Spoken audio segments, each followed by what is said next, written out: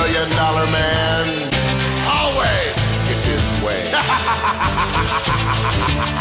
I'm Vin. I'm Sori. If you would like to get your song reviewed, dear listener, there's the filthy capitalist option. As Sori says, $125 gets you straight to the head of the line. You don't have to be a part of the alliance. You don't have to be part of the group. Wait a minute. And the biggest thing is you don't have to wait. You hop, skip, and jump right in front of everybody. $125 gets you there. You do that 3 times, and you get mashed down to the $75 rate for perpetuity. Yes! Also, there is a band review option. So if you've got a band and you're trying to get your band some exposure, hit me up at insori@gmail.com, and I'll show you the details about how to pull that off. You can also jump on Patreon, and there is a option on the tiers to be able to get your band reviewed. Obviously, we can't lie to you, so we can't guarantee a positive review. Get what you get. It's just rubbish. Rubbish. Rubbish. That's British for garbage. My favorite is the community option. $1 at the gate gets you in at Patreon. You get to join an alliance. The alliance joins their points together, and that helps determine what songs that we do. The alliances hang out on Discord. Message me on Patreon to get the link. And they do all kinds of other cool things. They do Minecraft, Dungeons and Dragons. Yeah. It's really a community within the community. Anybody can go in the village, facebook.com/Vin and Sori. There's 160,000+ people on the channel. What's cool about the Discord is that it offers a real opportunity for community connection, friendship, that type of thing. And it's on Discord, so if you're not a Facebook person, it's for you. You start off at $1. Right. Plus you get exclusives. Sori and I are working on a song.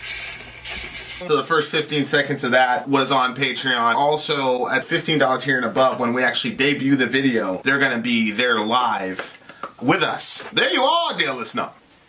Buy merch. The unicorn nation of Dundee. Buy the merch. I thought that was red. I thought what was red? It is red, but on here it looks black. It's so dark. It's so dark. Try that. Yeah, I moved my Okay, dear listener. We're here. Hi. We're here. What's up? We've arrived. Yes. This is Gloryhammer.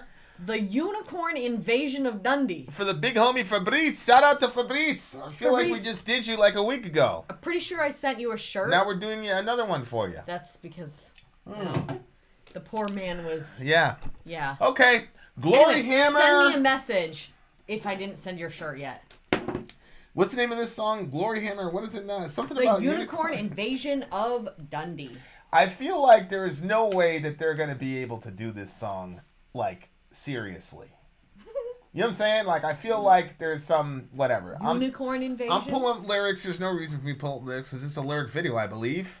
So, having said that, let's go right to it. The unicorn invasion of Dundee by the band... The unicorn invasion of Dundee. I knew it!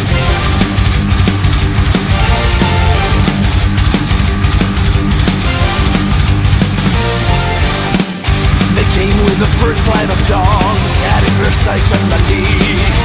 Led by the sorcerer Sargo Rex, slaying all people he sees. They ride to war on one snowball beast, corrupted by wizard's spell. The unicorns used to be good, now they are forced to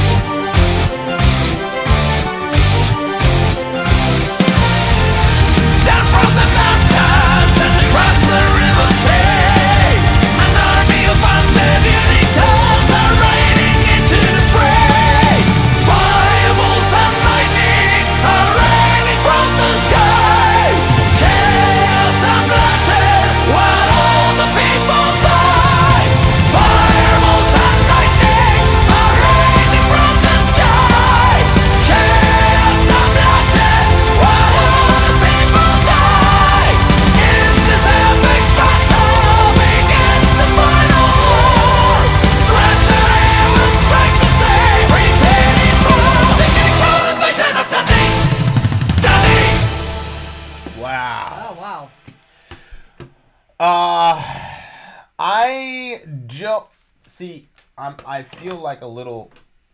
I don't know how to interpret this because part of me is like, oh, this is funny because it's zombie unicorns, right? What? Like, yeah. Do you pay attention? Look, it's undead unicorns. That I just thought that he was. This When guy. it said undead, I did not think unicorn. I saw undead. It says but an army of undead unicorns. Okay, so I was scrolling through Facebook and my friend said, "I'm bringing my cat. She's getting the works." And then she said she's gonna get dewormed. No, is that what she said? No, she said wormed instead of saying dewormed. So I was laughing because obviously she's saying they're gonna fill her cat with worms instead of actually taking them out. So when it said undead, I wasn't thinking of zombies. I was just thinking undead meant that they were alive unicorns. But it was just like a darker way of saying that they were alive. So that's what happened. That's what happened in my head when I heard undead unicorns. I'm pretty sure. But whenever you hear the undead, yeah, most people think zombies. Yeah. I didn't even know anything about, like, I knew that there was like this thing called zombies, but I didn't actually know anything about it till we were together and you showed me The Walking Dead. Before that, I was like, what's a zombie? She's not kidding. No. Dead ass serious. I was very sheltered growing up. Nothing can be done. So I'm like, because I'm saying like, oh, this is like a comedic thing. Like, but obviously they're mega talented, but it's kind of, tug in cheek. Mm-hmm. But then I don't want to turn it in. I don't want. Obviously, I think this is a concept record, even though I say that. I don't think it was supposed to be funny. Well, really? I don't know. Like, to me, it just sounded like it reminded me of just like a world that people live in, like people like kind of like fantasize about being in, and they take it seriously.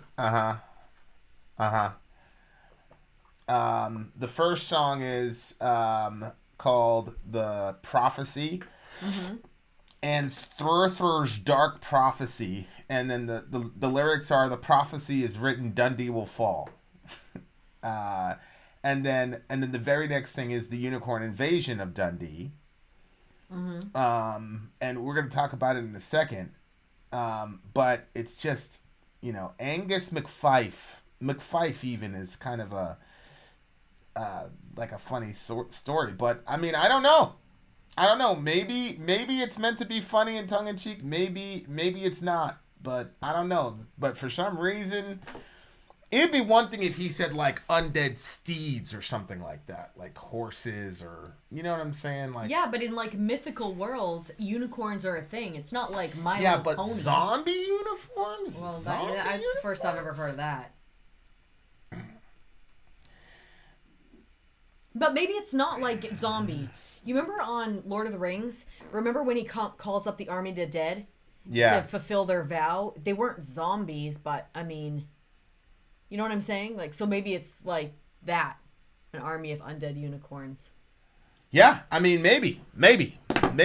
Having said that, okay, so this is a fantasy type record.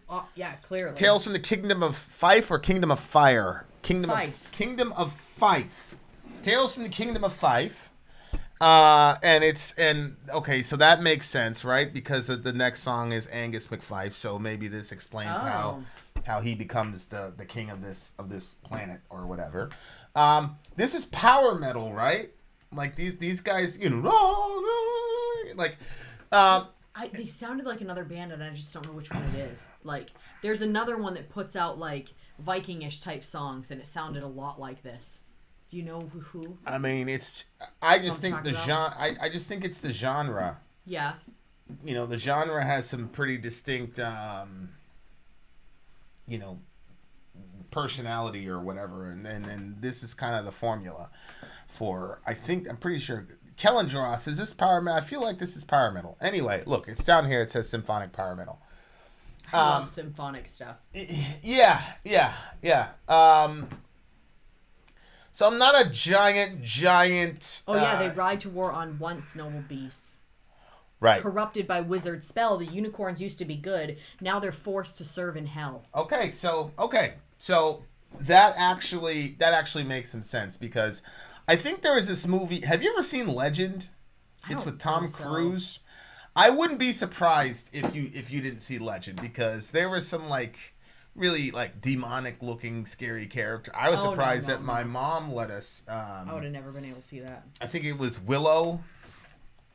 No, Willow was another one. But so, you know, in Legend, and I'm pretty sure there was a unicorn in Legend. Really? And like that was like Yes? the big. No, that's a 2000. Legend was 1985. That one. Okay. Yeah.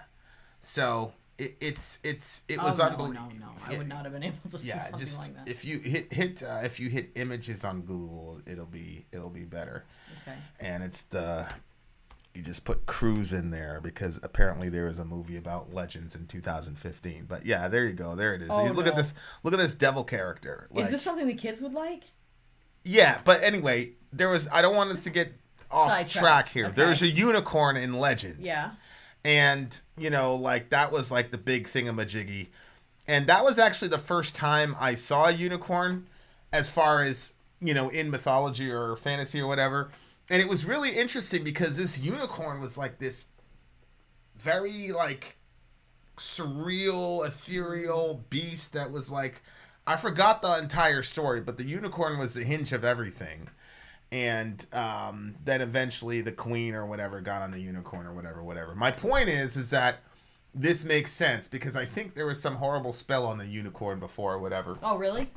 It wasn't until I got older where I said, well, actually a unicorn is simply a horse with a, like... Well, no, they were supposed to be magical or something. Yeah, well... Because we were not allowed to... You couldn't even say unicorn, basically. We couldn't have anything with unicorns. Like, unicorns that was really seriously bad. Like, that is demonic, magical, that is out. I just... Yeah. Lisa Frank used to make these awesome little folders. I mean, I understand what your parents are trying to do. Like, I'm not mad at them for it. They were heavily influenced by that one church, so... Yeah, but, like... So I get that. I get that. Okay, that kind of that brings it more into, you know, it's not like they're like zombie unicorns, you know, as in like The Walking Dead. They're under some horrible spell. Yeah. And for whatever reason, unicorns are legendary to be like these big, powerful thingamajiggies. So now this evil guy has now, led by the sorcerer Zargothrax, slaying everybody he sees, a right to war on once noble beast corrupted by a wizard spell. The unicorns used to be good, now they're forced to serve hell. Okay, now it makes sense. Good call. Down from the mountains across the river Tay, an army of undead unicorns are riding into the fray. Fireballs and lightning are raining from the sky, chaos and bloodshed while all the people die. In this epic battle begins the final war. Tragedy will strike this day. Prepare for the unicorn invasion of Dundee. The townspeople had little hope. They were not ready for war. Fireballs made everybody die. Buildings collapsed to the floor. The beautiful princess, jeez. And taken to prison with cry, Agnes Mephice first a mighty oath. I will make Zargarat. Man. What? Well, I mean, the princess gets I know. violated, you know, like... It's just amazing to me about human beings that even, you know, we have this conversation. You're like, oh, when we get to the house, things are going to be different, blah, blah, blah. And I'm like, nothing's going to be different. Wherever you go, there you are. But it's amazing to me that even in a fantasy world, we still cannot get away from evil. Mm-hmm. Like, you would figure... You know, but it doesn't matter whether it's Frodo in the Shire or whatever. Like, there's always going to be that struggle between good and evil. Mm-hmm. And a person might say, well, that's because it would be boring otherwise.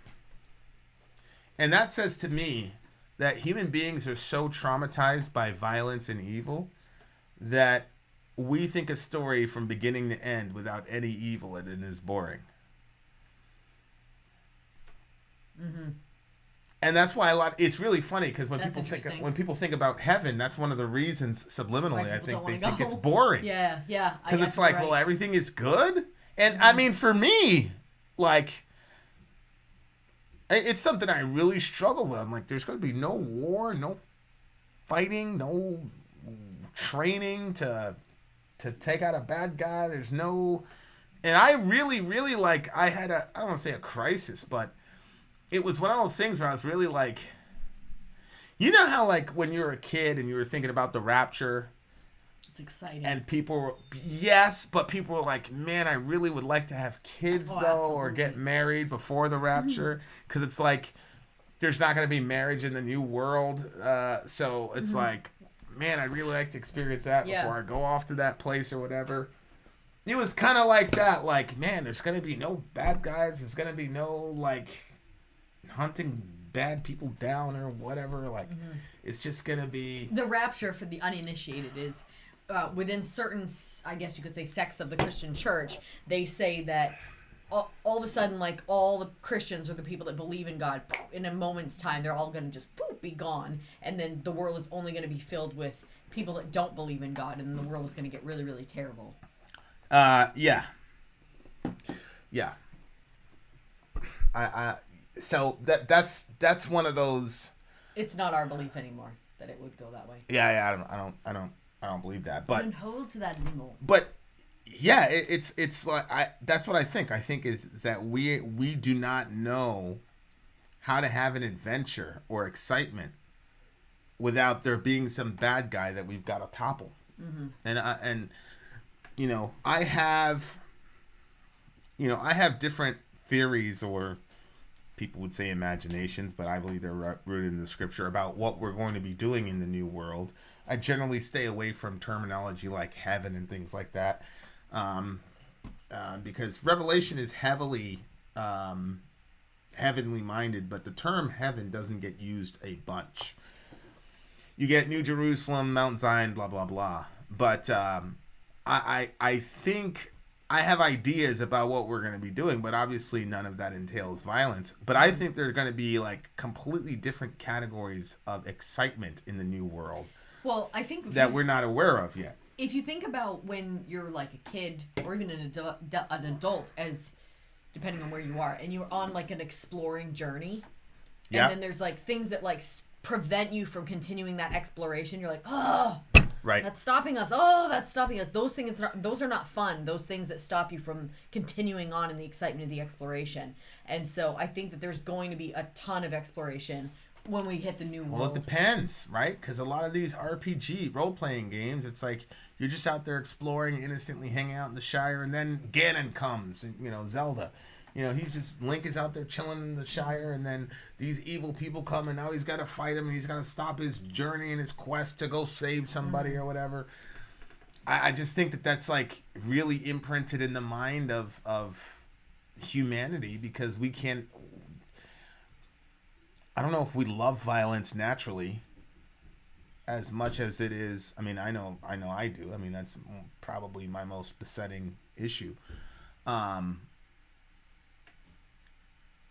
yeah, I just can't conceive of, like if I'm in the gym, like it's one of the things that kind of motivates me. Like, okay, like bang out this extra rep because, hey, if somebody comes to the house, like you gotta be ready to defend. Or if I'm doing a plank and it's getting really tough and I'm extremely tired, it's like, well, I've been in so many situations where the guy gave up 5 seconds before me, you know, and so the being able to like complete that exercise in a completely randomized moment, not when you tell yourself, okay, you're gonna do a 3-minute plank at, you know, this time or whatever. It's like just randomly do it, just drop and do it. Like the mental toughness that you need, and there are games that I play myself, like I won't look at the watch, because if you look at the watch, you know how much time is left, and that gives you some courage. Like, but if you're actually, it discourages you. It always like encourages me. I've never been discouraged by it. It's like, oh, okay. I'm in this plank and I'm like, okay, it's gotta have been 30 seconds. And I looked around, I'm like, what? 10 seconds? I used to do that, and the guy who was training me was like, listen, Vin, you think if it's bad enough to where you're actually in physical, like hand to hand, and you're rolling the ground with a guy, he's not gonna tell you I'm gonna quit in 30 seconds. Don't look at the clock. And and that's really hard to do for me. Because as long as I get to see the number, it was really weird in training, because first they would tell you, look at the clock and tell yourself, hey, I'm making progress here, we're good. And then you know, whatever. And then you get to a certain point, and then they take the clock away from you. You're like, what are you doing? You trained us to, and they're like, well, now here's the mental side of it. So like that's just with me. Like my mind always goes there no matter what I'm doing. So it's like I myself, I cannot imagine, you know. Look, NFL, the NFL is the most popular sport by far in America and the world. And, you know, there's ambulance dispatched. They're at the field every Sunday. Yeah, yeah. It's you watch NFL in the 80s, good night. All those little slant routes that Julian Edelman used to do, like his career would have been cut short by like 5 years. They would have massacred the homie. Like our propensity toward violence, and even in idyllic settings, it's just this constant pattern that we are not able to just let that peaceful setting be what it is. And people say, well, it would be boring otherwise. I agree. But why is that boring? It's very strange. Very strange. So it doesn't really matter to me. Like, it doesn't matter where you go. It doesn't matter if you're on Earth or if you're in Zorgorax or whatever it is. Like, until we fix what's inside here, man, forget it. No, it's true. That's true. Yeah, interesting song. I'm not a big fan of power metal though. I'm just not. It's not my it's a Why? 7 point. I think like we're practicing. I'm so we're surprised. practicing a song right now, and we're pretty close to where we can hand it over to our producer. I had such a hard time sleeping last night because I kept playing the song in my head. Yeah, you're really starting to own the song. You're doing a damn good job at it. But what I like about the song is that, you know, I said, you know, as we were going through the chorus, because I had an imagination of what the chorus is going to sound like. It was, I wanted some humanity into it. Like, I'm like, yes, hit the note, but include something to where, like, you can feel the humanity of what's being said. And that's why I don't like synth heavy music, although this song wasn't synth heavy. It was mostly guitar driven. I don't like synth heavy music because, like, that's one of the things I loved about Korn. Like, I came into metal with Korn, and especially, I mean, the first record I heard was Follow the Leader, which was like pristine as far as recording goes.